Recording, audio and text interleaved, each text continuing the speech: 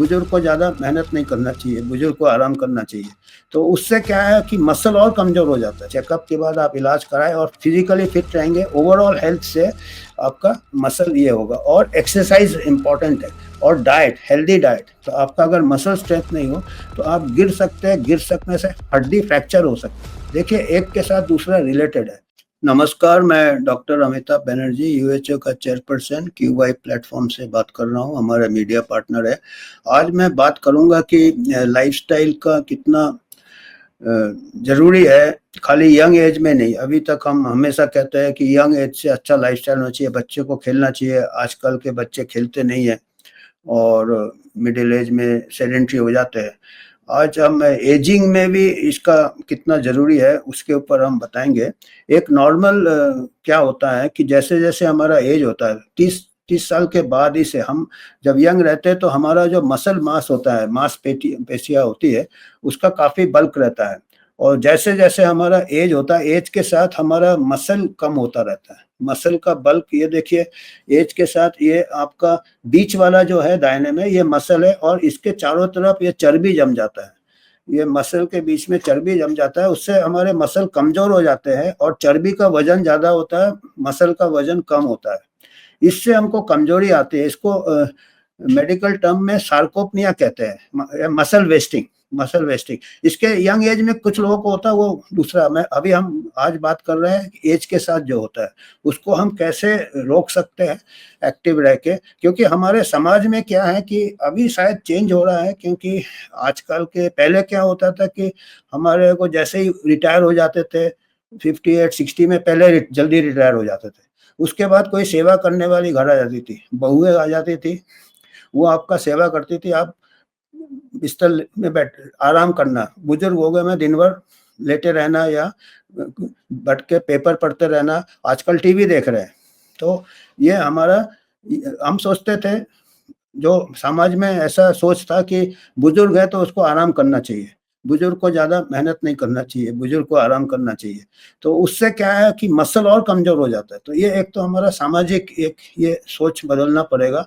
और अच्छी बात है कि आजकल के बहुआ लोग सेवा नहीं करती है। आजकल की डॉटर इन लॉ अपने आप बोलती है अपना सेवा खुद कर लो, वो खुद मोस्टली काम करते हैं और निकल जाते हैं। तो एक बात अच्छा है, हमको इसमें दुःख नहीं होना चाहिए, क्योंकि हम अपने हाथ-पैर जितने चलाएँगे तो हमारे मसल वेस्टिंग कम होगा। क्योंकि ये एक नॉर्मल फिनोमेना है कि अभी जो आज का जो रिसर्च कहता है कि ओल्ड एज में भी एक्सरसाइज़ बहुत इम्पोर्टेंट है, शायद ज़्यादा इम्पोर्टेंट है यंग एज से। क्योंकि यंग एज में ऐसे ही मसल मास रहता है। ये नहीं कि यंग एज में भी करना चाहिए एक्सरसाइज़, पर ओल्ड एज में उतना ही ज़रूरी है, जिससे कि आपका हेल्दी एजिंग हो और आप मोबिलिटी बना रहे। नहीं तो ये मसल वेस्टिंग से क्या होता है, आपके रोज के काम करने में आपको फिर मुश्किल धीरे-धीरे और बढ़ता रहता है। मेन कारण क्या है, ये देखिए, बैठे रहना, सेडेंटरी हैबिट। इसके अलावा फिर आपका कोई दूसरा बीमारी हो, डायबिटीज़ हो या और कोई भी बीमारी हो, फिर मोटापा, ओबेसिटी में क्या रहता है, जैसे कि मांसपेशियों के चारों तरफ चर्बी जम जाता हो, तो उसमें मसल और वीक हो जाते हैं।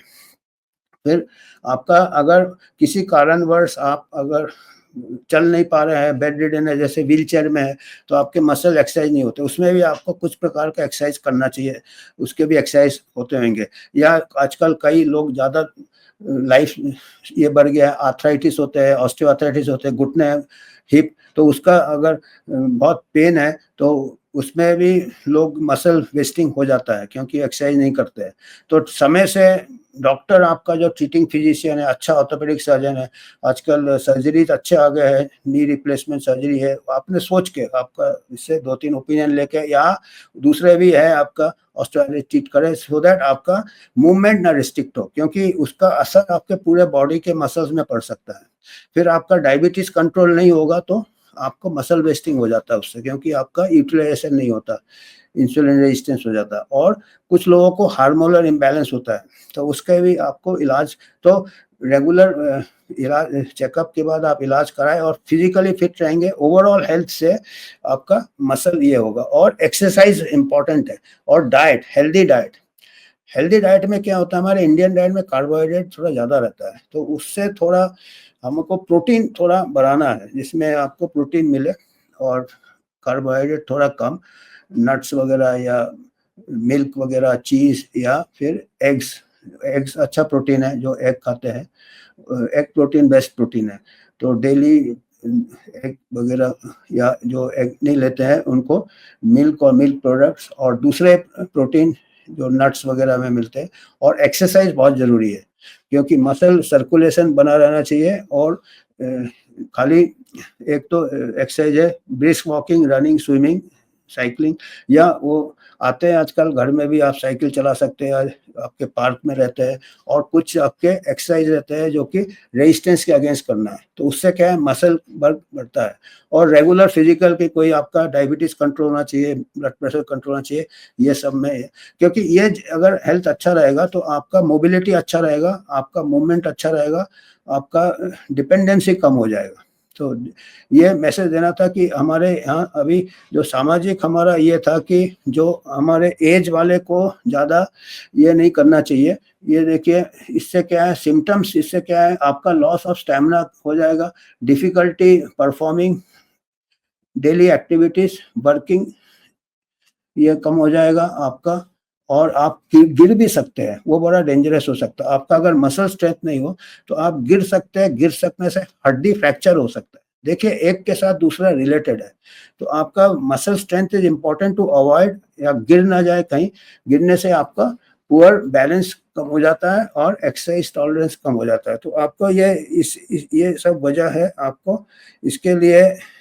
स्टेयर नहीं, fall, decrease in muscle size, फिर रेजिस्टेंस ट्रेनिंग, हेल्दी डाइट, इससे बचाव है, healthy food choices, routine physical health के। और ये आपके लिए ये ज़रूरी है। एक के साथ एक रिलेटेड है। और कई एल्डरली होते हैं, वो क्या सोचते हैं कि टॉनिक दे दो हमको, आपका घर में भी होगा। सबका ये रहता है कि दवाई से कुछ मैजिक हो जाएगा। दवाई से मैजिक नहीं है, आपको ही हाथ पैर हिलाने का है, उसमें ओबेसिटी भी दूर होगा। ओबेसिटी से एल्डरली में भी हो जाता है। और आपका ओबेसिटी के अलावा क्या होता है कि आपका मसल लॉस होने से क्या होता है कि पता नहीं चलेगा, आपका चर्बी ज़्यादा है, मसल कम हो गया, आपका वेट कम नहीं हो रहा है, तो आप सोचेंगे हम हेल्दी है, पर वो proportion of fat to muscle कम, फैट का मात्रा ज़्यादा हो जाता है, मसल का कम हो जाता है, वो बहुत अनहेल्दी होता है। मसल वीक और होते रहते हैं।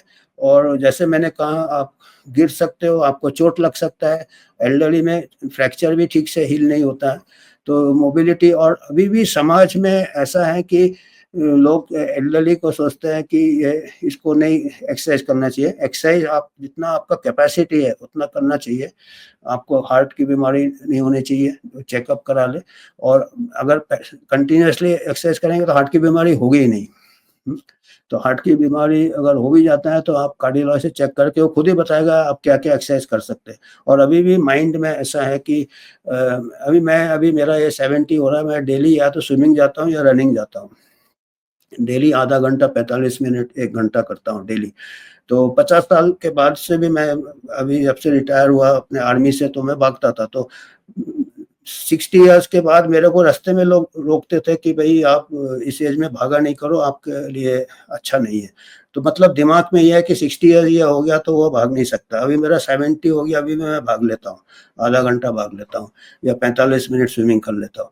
तो अभी भी जो लोग बोलते थे कि आपको नहीं करना चाहिए, वो अभी दिखते नहीं मेरे को, पता नहीं उनको क्या हुआ। पर अभी मैं चल रहा है। पर ऐसा है कि एक मेंटल ब्लॉक हमारे समाज में है कि एल्डरली शुड टेक रेस्ट। तो रेस्ट से आपका वो कमज़ोर होता रहेगा और ये सार्कोपनिया, मसल वेस्टिंग होता रहेगा। सिंपल चीज़ है। और योगा भी है हमारे यहाँ, तो वो योगा एक तरफ से है कि पूरा बॉडी एक्सरसाइज हो जाता है, आपका मसल-वसल अलग-अलग है। तो कोई योगा वो भी अंडर सुपरविज़न करना चाहिए। तो कई तरीके हैं, स्विमिंग, योगा, ब्रिस्क वॉकिंग, या पार्क में आजकल हर जगह ये होते हैं। तो ये सिंपल मैसेज देना था मेरे को आज कि हेल्दी एजिंग कैसे कर सकते हैं। आपके मसल स्ट्रेंथ अच्छा रहेगा तो आपका ओवरऑल हेल्थ अच्छा रहेगा। धन्यवाद।